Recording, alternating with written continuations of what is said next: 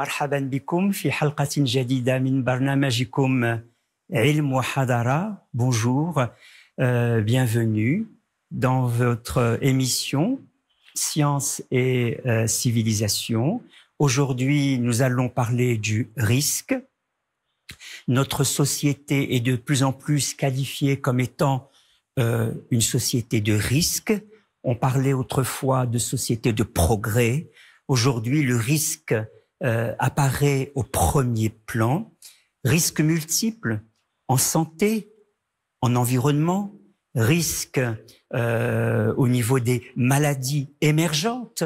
Il y a beaucoup de zoonoses. Zoonoses, ce sont des maladies qui nous viennent de notre contact avec les animaux. Il y a bien évidemment au niveau de l'environnement l'érosion de la biodiversité. Plus de 30% de insectes pollinisateurs sont en déclin. Il y a même une érosion, dit-on, des savoirs locaux et pas simplement de la biodiversité animale et végétale. Les savoirs locaux, comment fait-on avec la sécheresse? Comment fait-on avec les différents animaux selon leurs différents endroits? La chèvre d'Essaouira n'est pas la chèvre corse. L'acacia du Sahara n'est pas tout à fait comme les plantes d'Essaouira. Donc, si vous voulez, il y a ainsi de multiples aspects pour aborder cette question du risque. Bien évidemment, nous sommes, nous, êtres humains, vulnérables face à ces érosions, face à l'émergence de ces maladies. Le GIEC, le groupe intergouvernemental pour le climat, eh bien, parle de vulnérabilité dans ses rapports. Le problème également d'accès aux soins, qui est un des enjeux majeurs, si vous voulez, de la prévention.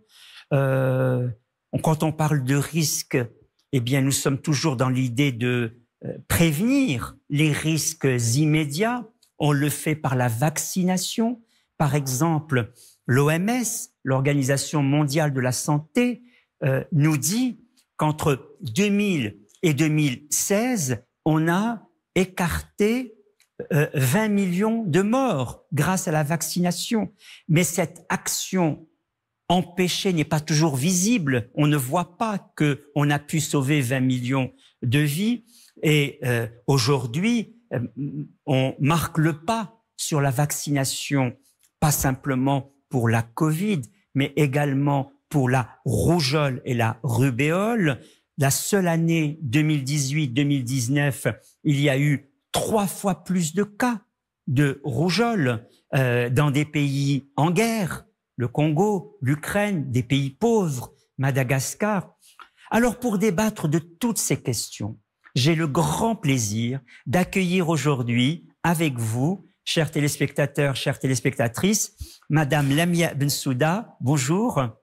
Bonjour. Bonjour, je vous remercie infiniment pour cette invitation.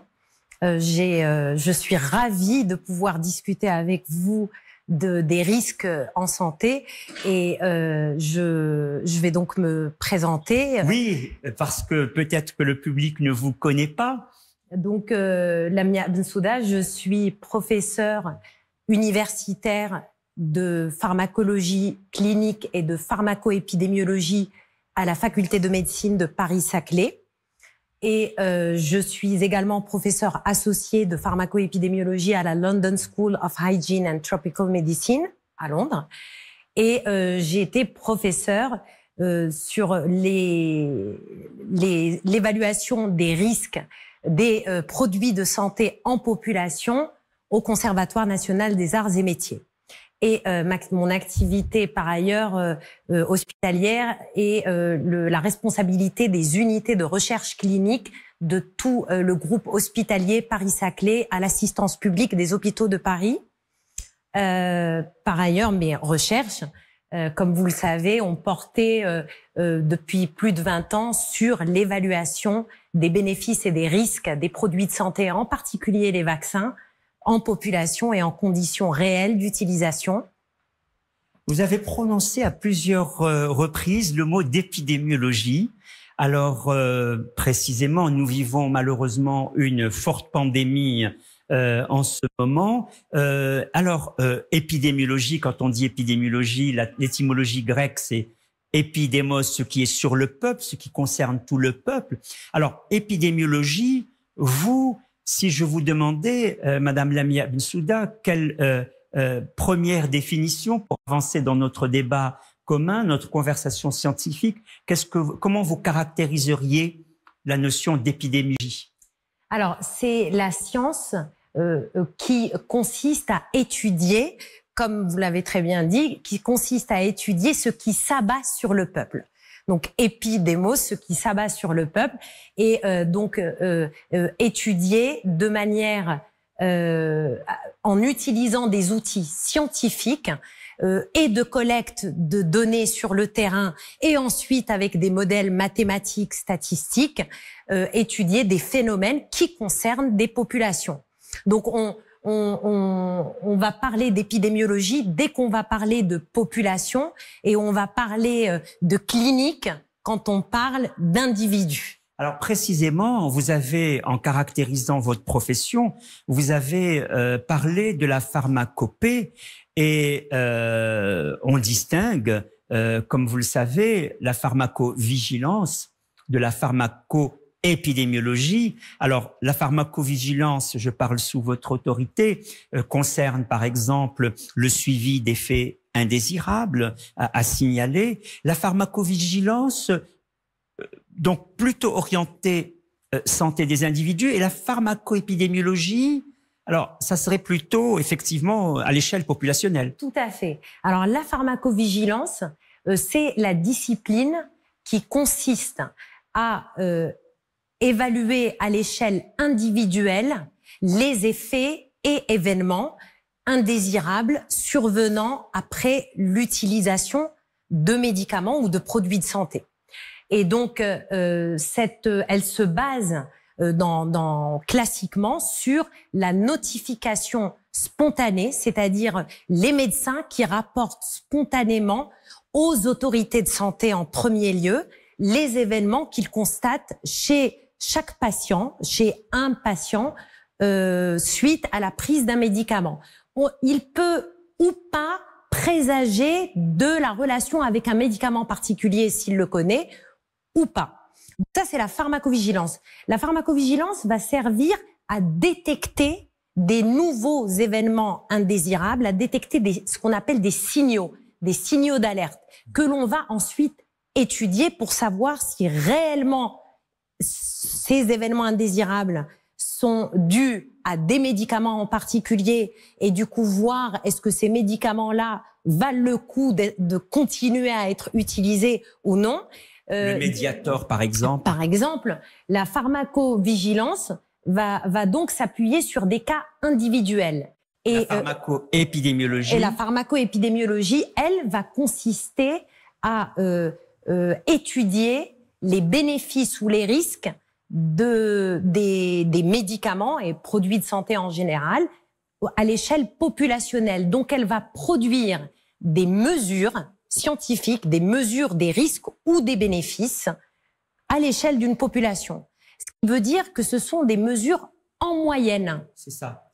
Et c'est extrêmement important de comprendre ça. Et parfois, j'ai pu lire qu'il pouvait y avoir une tension entre les deux spécialités, pharmacovigilance et pharmacoépidémiologie, parce que, par exemple, si je reprends l'exemple de ce médicament, le Mediator, qui a fait beaucoup parler de lui, donc en pharmacovigilance, on a pu dire qu'il était responsable de valvulopathie, c'est-à-dire de pathologie des valvules qui drainent le sang dans le cœur, et les épidémiologistes ont dit, mais il faut prendre aussi toute la population concernée. Parfois, c'est des gens de plus de 70 ans qui peuvent avoir des pathologies du cœur venues d'ailleurs. Donc, on étudie à une échelle plus grande et on n'a plus la causalité directe. Exactement. Alors, la pharmacoépidémiologie peut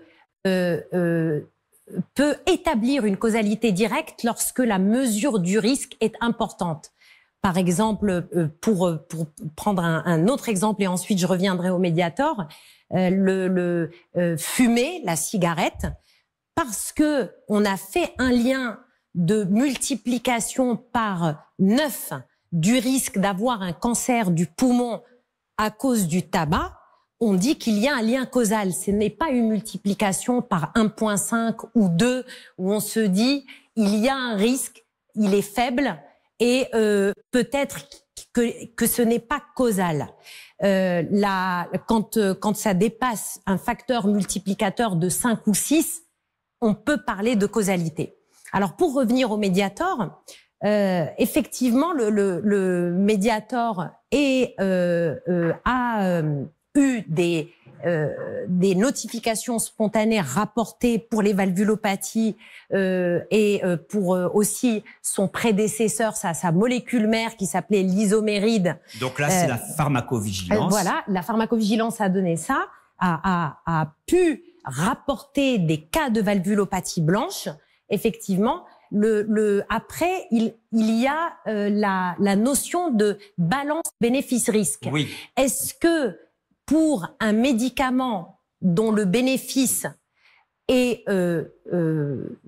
on peut le dire, est faible et qu'il a en plus plusieurs alternatives thérapeutiques, est-ce qu'on peut tolérer un tel risque, même s'il est faible? Vous me permettrez peut-être maintenant de reprendre notre première discussion sur le risque, parce que effectivement, vous avez à plusieurs reprises indiqué qu'il fallait le prendre dans une proportion avec le bénéfice.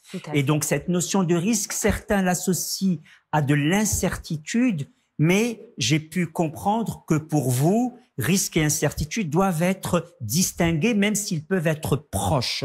Tout à fait. Alors, je vais commencer par une première définition qui est celle du danger.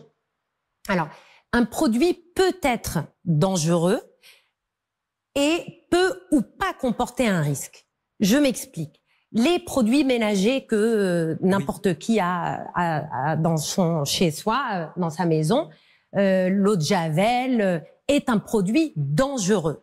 Mais comme vous allez le ranger hors de portée des enfants, dans un placard fermé à clé, là, il n'a plus de risque. Il est dangereux, c'est une caractéristique intrinsèque du produit. En revanche, le risque... Action pathogène de l'agent. Voilà, action pathogène, exactement. Et maintenant, la notion de risque va être liée à la possibilité d'y être exposé ou pas. C'est ça. Donc finalement, dans le risque, il y a l'idée de survenue d'un événement au futur qu'il va falloir prévenir. Exactement. Et la prévention passe par les médicaments. Mais aujourd'hui, et je voudrais reprendre la question de la pandémie dans laquelle nous sommes, l'une des grandes préventions, c'est quand même l'invention du vaccin qui a révolutionné sur les 100 dernières années véritablement on peut le dire, le devenir de l'humanité et de l'espèce humaine. C'est un phénomène civilisationnel. Notre émission s'intitule Science et civilisation. Je crois que le vaccin est un bon exemple d'orientation civilisationnelle majeure. Extraordinaire. Pour rebondir sur ça, pour moi et pas seulement pour moi d'ailleurs, il y a eu 2 révolutions sanitaires extraordinaires au 19e siècle. C'est l'hygiène, le fait qu'on comprenne que l'eau souillée, il ne faut pas l'utiliser. Donc l'hygiène et les vaccins. Et donc les vaccins ont permis d'éradiquer la variole. C'est le seul outil que nous avons qui peut éradiquer une maladie. La variole a été éradiquée en 1977, éradication certifiée par l'OMS en 1980. Et aussi, comme je le disais tout à l'heure en introduction, faire reculer plusieurs maladies très contagieuses comme la rougeole, et que malheureusement, quand on marque le pas dans la vaccination, eh bien les gens meurent alors que ce sont des morts évitables. Tout à fait. Des souffrances inutiles. Exactement. Donc la vaccination est un concept et un outil majeur en santé publique. C'est un outil vraiment majeur en santé publique. Et lorsqu'on est face à une pandémie comme celle à laquelle on fait face, le fait d'avoir pu développer et bénéficier d'un vaccin en aussi peu de temps, c'est juste quelque chose d'extraordinaire. Je dois dire que moi, vu mon métier, je suis très heureuse. C'est très contradictoire avec ce qui peut se passer et tout le monde n'en peut plus de la Covid-19.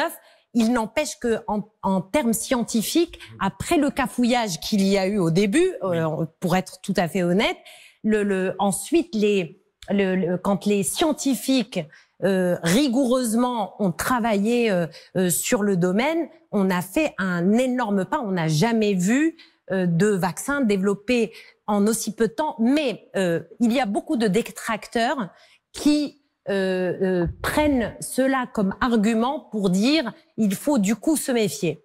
Alors précisément, là vous mettez l'accent sur un point très important parce que il y a plusieurs controverses. Certaines sont tout à fait, comment dirais-je, de bon aloi, parce que les controverses scientifiques qui supposent une expertise collective, quel modèle on va utiliser, quel modèle prévisionnel mathématique, avec quelles données, tout cela suppose des discussions savantes importantes. Et puis, il y a les controverses qui se passent au niveau de l'opinion publique, parce que l'opinion publique, quand elle voit les scientifiques douter ou controverser, elle pense que c'est un doute de suspicion ou de défiance, mais ce n'est pas le même doute. Ce n'est pas du tout le même doute. Je suis tout à fait d'accord, et c'est pour ça qu'il faut faire extrêmement attention quand les scientifiques s'expriment face à des auditeurs qui ne sont pas habitués aux propos, ce qui est normal, ce n'est pas leur métier.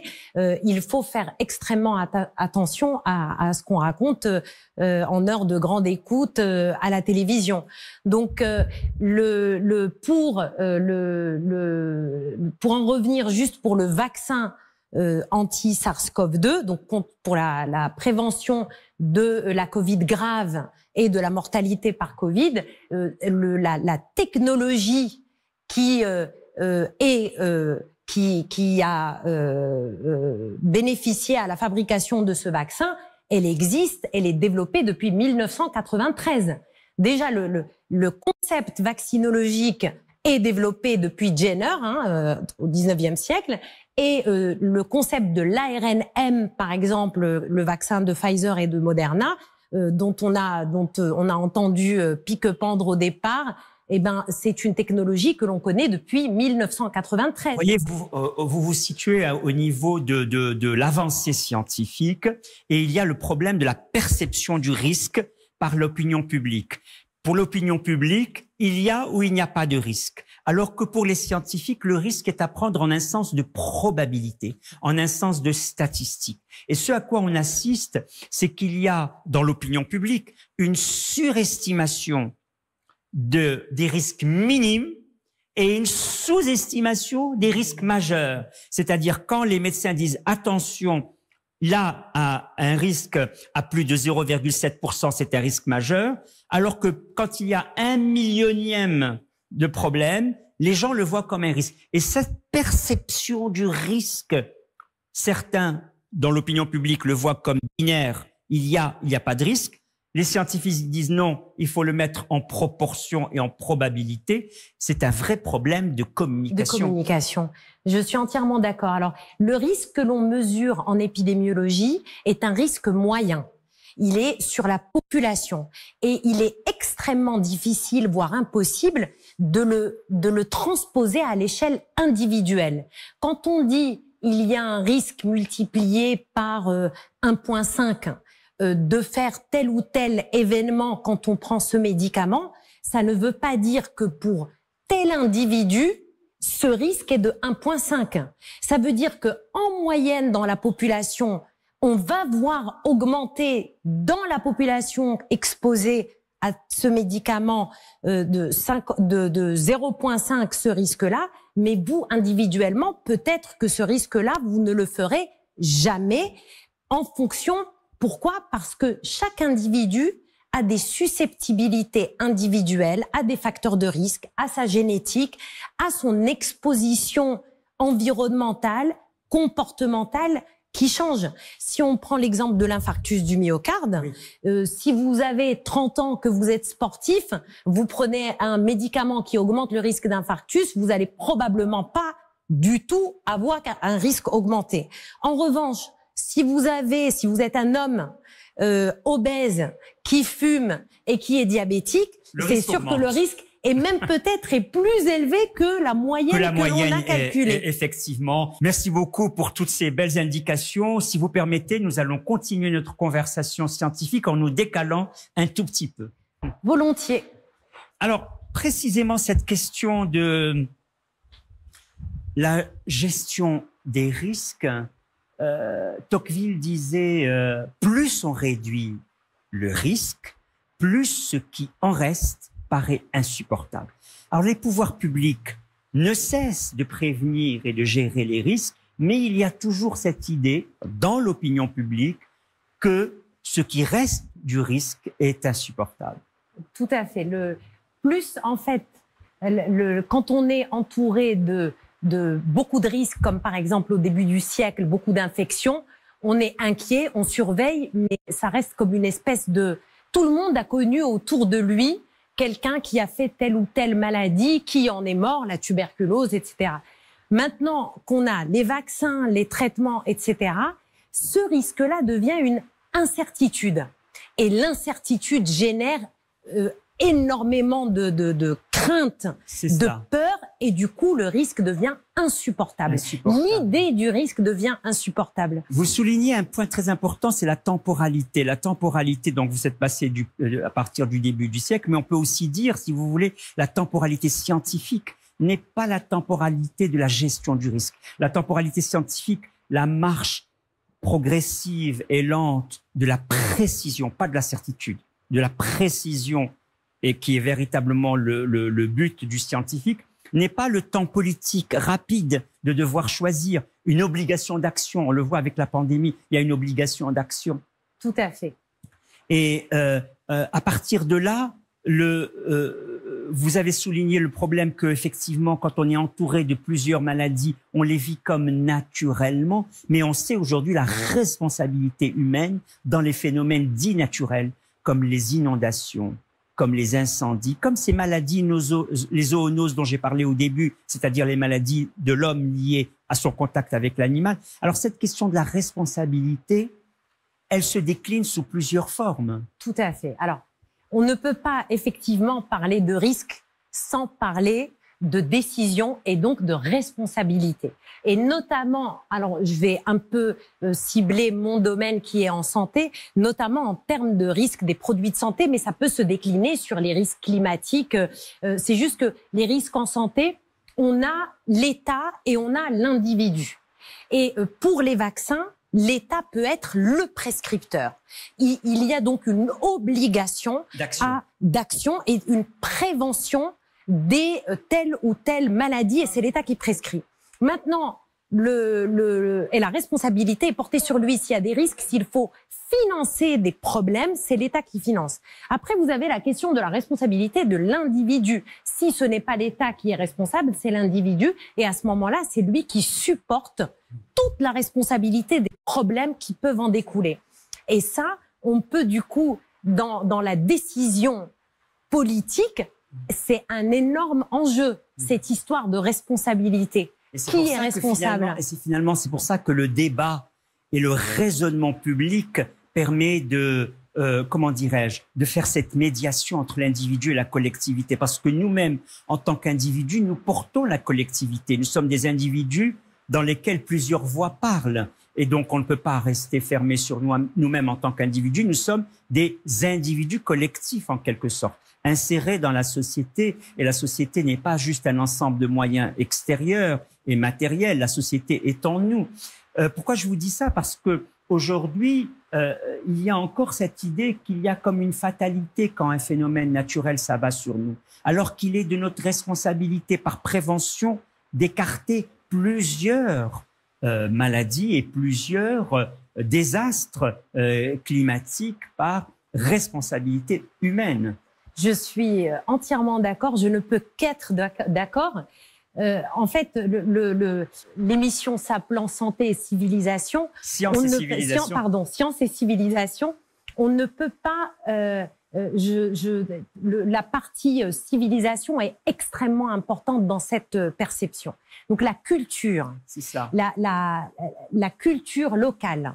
Les us et coutumes locaux. Je parlais tout à l'heure des savoirs locaux qui peuvent être en érosion. Il faut écouter les gens. C'est pour ça que je disais l'opinion publique, elle a besoin de débat, elle a besoin de raisonnement, elle s'inscrit dans le raisonnement, elle est porteuse de plusieurs savoirs locaux qu'on devrait pouvoir écouter aussi pour les mixer avec les savoirs scientifiques. Qu'en pensez-vous? Tout à fait. En fait, on ne peut pas prendre de décision au niveau public sans prendre en compte l'espace public, la population locale. Ça, c'est sûr et certain. L'économie locale, la culture locale, l'acceptation locale. On n'accepte pas au Maroc le vaccin comme on l'accepte en France, ou plutôt l'inverse d'ailleurs. Oui, la perception